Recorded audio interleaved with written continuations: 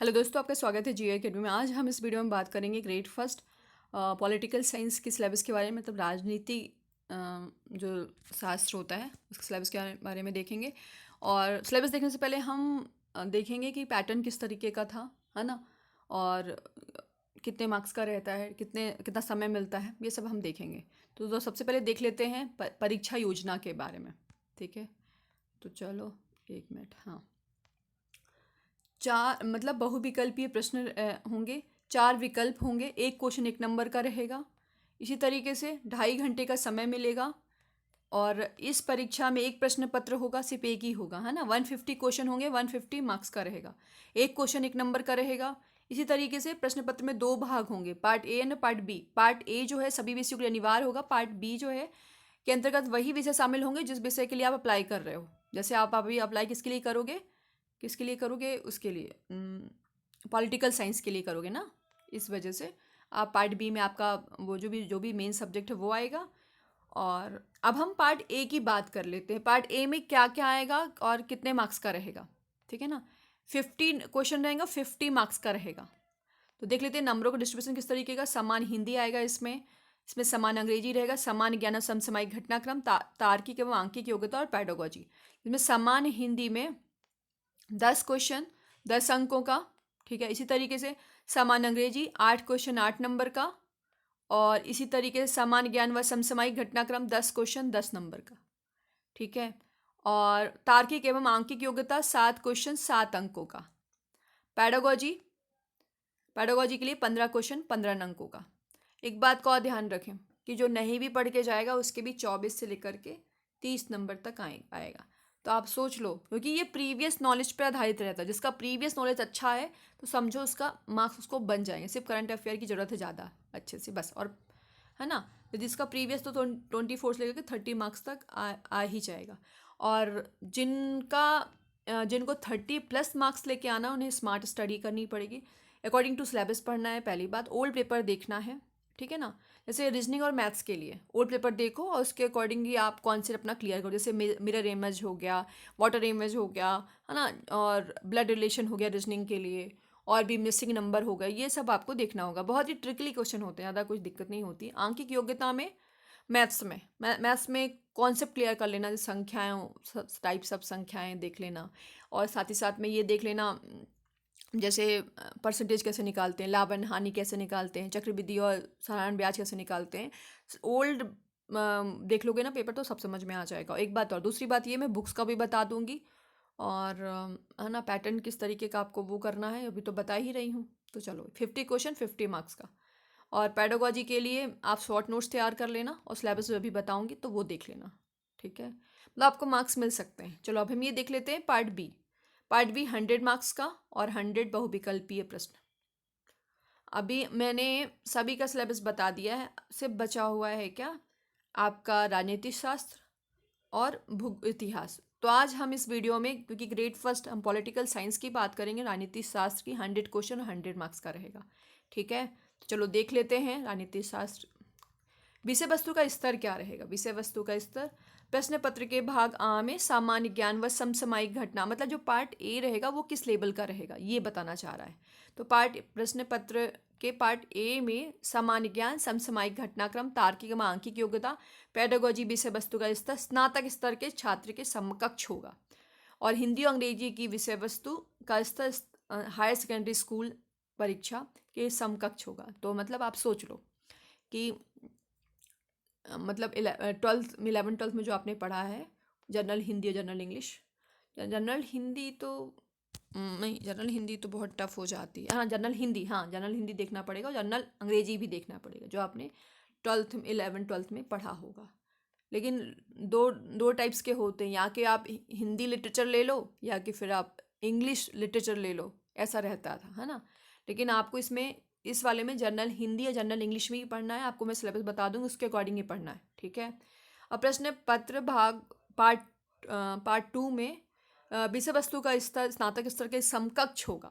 इस प्रश्न पत्र में जो सिलेबस बनाया गया है वो मध्य प्रदेश राज्य शासन के 11 से 12वीं तक के प्रचलित पाठ्यक्रम पाठ्यपुस्तकों की विषय वस्तु पर आधारित होंगे।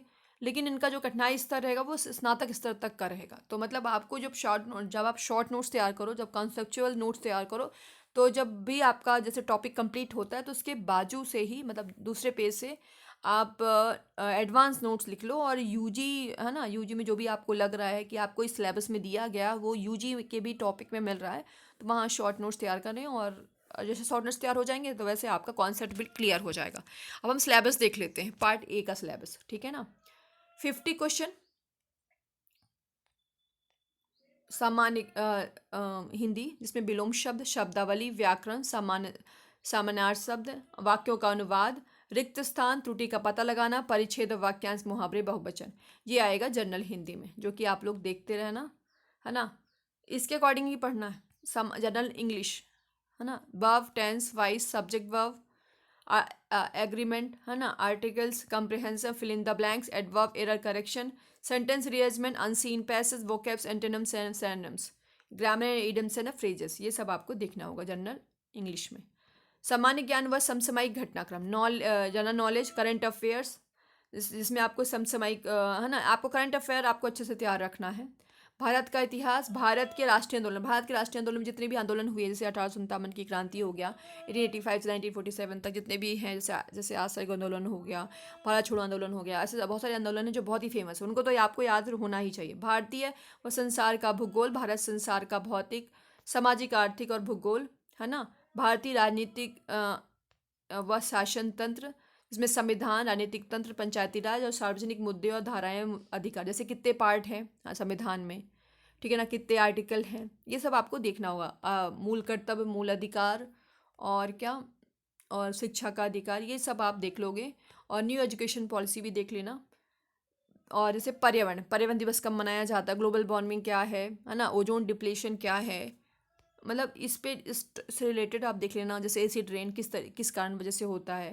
पारिस्थितिकी है में जैसे आपका इकोसिस्टम हो गया, इकोलॉजी हो गया, इकोसिस्टम इकोलॉजी में जैसे प्राइमरी उपभोक्ता कौन से होते हैं, सेकेंडरी उपभोक्ता को, टर्सरी उपभोक्ता कौन से होते हैं, ये सब आपको देखना होगा। जैव विविधता में जैव विविधता डे कब मनाया जाता है, जैव विविधता का नाम किसने दिया, है ना।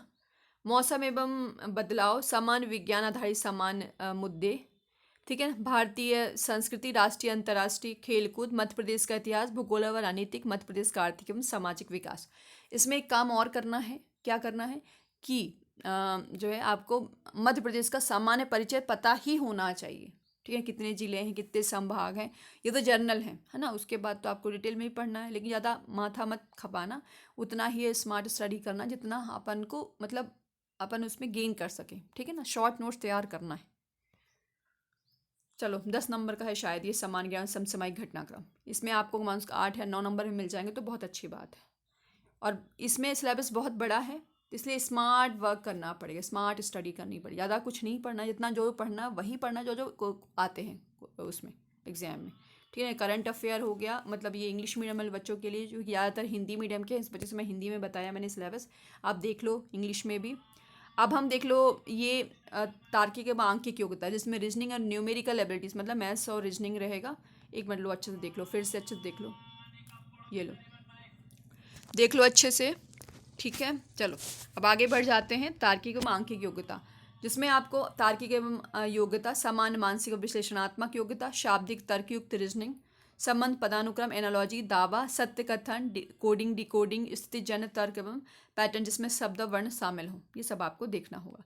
उसके बाद आंकिक योग्यता, एक बात का ध्यान रखना है, अकॉर्डिंग टू सिलेबस ही देखना है, जो भी सिलेबस में हो वही देखना है। और साथ साथ में ओल्ड पेपर को भी मैच करके कि कैसे कहाँ से क्वेश्चन पूछे जाते हैं, क्योंकि रीजनिंग और मैथ्स ऐसा सब्जेक्ट है जहाँ पे आपको वहीं पे जा कर के ही सॉल्व करना होता है ना। और लेकिन हाँ, इसमें मार्क्स पूरे के पूरे फुल पे फुल मिलते हैं। ऐसे परसेंटेज हो गया, है ना, लाभ और हानि हो गया, साधारण ब्याज हो गया, इन पे थोड़ा सा कमेंट कर लेना, ठीक है। और क्या, परसेंटेज अब तक ज़्यादा, है ना, एक नियम, और भी बहुत सारे ऐसे टॉपिक्स हैं जो में कॉन्सेप्ट क्लियर होना चाहिए।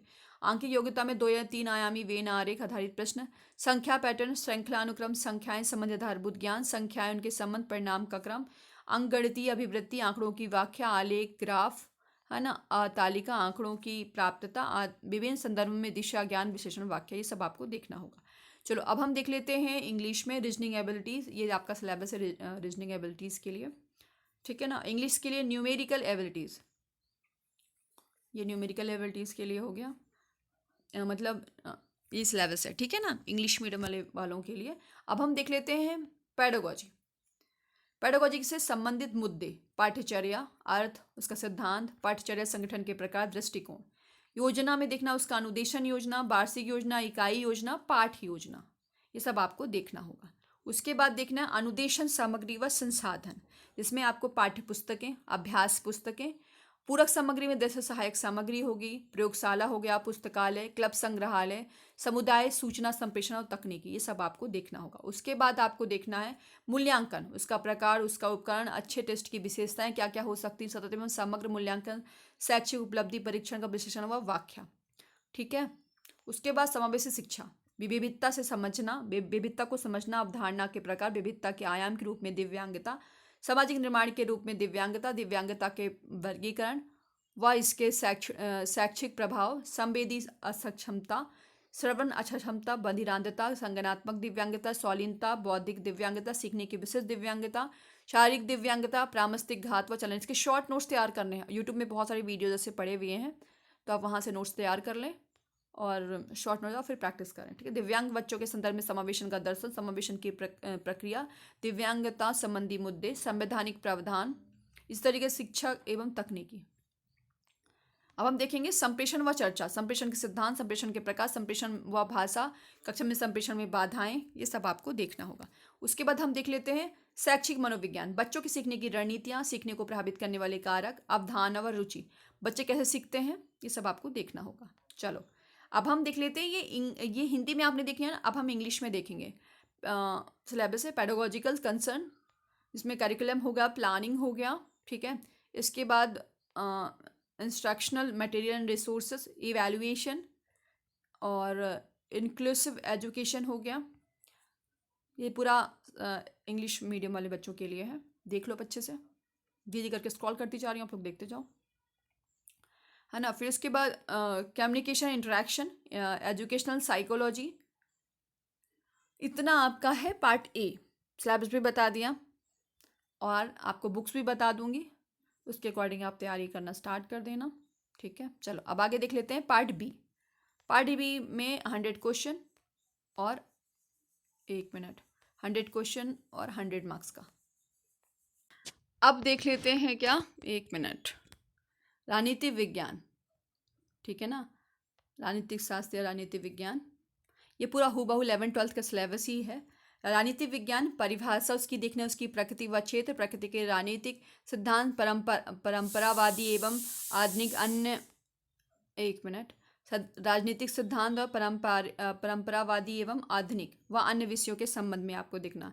फिर शक्ति एवं अधिकार देखना है, हाँ, राज्य की उत्पत्ति किस प्रकार से हुई, साम्राज्यवाद, बाहुल्यवाद और आलोचना, नागरिक अधिकार, 1 मिनट, है ना, राज्य की उत्पत्ति, साम्राज्यवाद, बाहुल्यवादी आलोचना, नागरिक अधिकार जिसमें मौलिक अधिकार देखना, कर्तव्य, राज्य की नीति निर्देशक तत्व, मानव अधिकार, स्वतंत्रता, समानता एवं न्याय, ये सब आपको देखना होगा। उसके बाद प्रजातंत्र, प्रजातंत्र का अर्थ, प्रतिनिधित्व के सिद्धांत, विकास एवं कल्याणकारी राज्य, व्यवस्थापिका, कार्यपालिका, न्यायपालिका, शक्ति, विविध पृथक्करण के सिद्धांत, संविधान में उसका अर्थ, संविधान के स्रोत, संविधान के प्रकार, शासन प्रणालियाँ, संसदीय अध्यक्षीय शासन प्रणाली, एकात्मक संघीय शासन प्रणाली, दलीय पद्धति, दबाव समूह, ये सब आपको देखना होगा। उसके बाद भारतीय राष्ट्रीय आंदोलन का संक्षिप्त इतिहास, निर्वाचन आयोग देखना होगा। उसके बाद आपको संघीय शासन, जिसमें उसकी उसकी परिभाषा, विशेषताएं, राष्ट्रपति, संसद, कैबिनेट, प्रधानमंत्री, सर्वोच्च न्यायालय, ये सब आपको देखना होगा। फिर उसके बाद देखना होगा राज शासन, राज्यपाल, विधान परिषद, मुख्यमंत्री, केंद्र व राज्य संबंध, है ना। उसके बाद आपको देखना होगा राष्ट्रीय क्षेत्रीय राजनीतिक दल, भारतीय राजनीतिक दल के मुख्य उद्देश्य, 1 मिनट। उसके बाद 1 मिनट, राजनीति के मुद्दे, जाति, धर्म, भाषा, क्षेत्रीय गरीबी, ये सब आपको देखना होगा। एक बार थोड़ा सा ऊपर और देख लो, नहीं देखा हो तो। चलो अब आगे देख लेते हैं राजनीतिक चिंतन का स्वरूप, भारतीय राजनीतिक विचार, कौटिल्य, राजा राम मोहन राय, दयानंद सरस्वती, महात्मा गांधी, B.R. अम्बेडकर, लोकमान्य तिलक।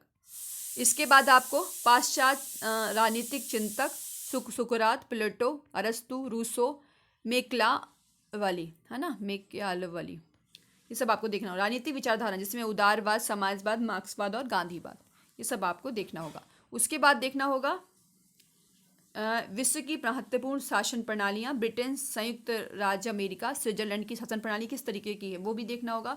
संयुक्त राज्य अमेरिका, स्विट्जरलैंड की संविधान की प्रक्रिया का तुलनात्मक अध्ययन। अब उसके बाद हमको देखना होगा भारत में अंतर्राष्ट्रीय संबंध, विश्व राजनीति में भारत की स्थिति क्या है, भारत का अन्य राज्यों से राष्ट्रों से संबंध क्या है, भारत की विदेश नीति क्या है, उसका सिद्धांत, उसका उद्देश्य, तत्व में उसकी समस्याएं क्या क्या हैं, ये सब आपको देखना होगा।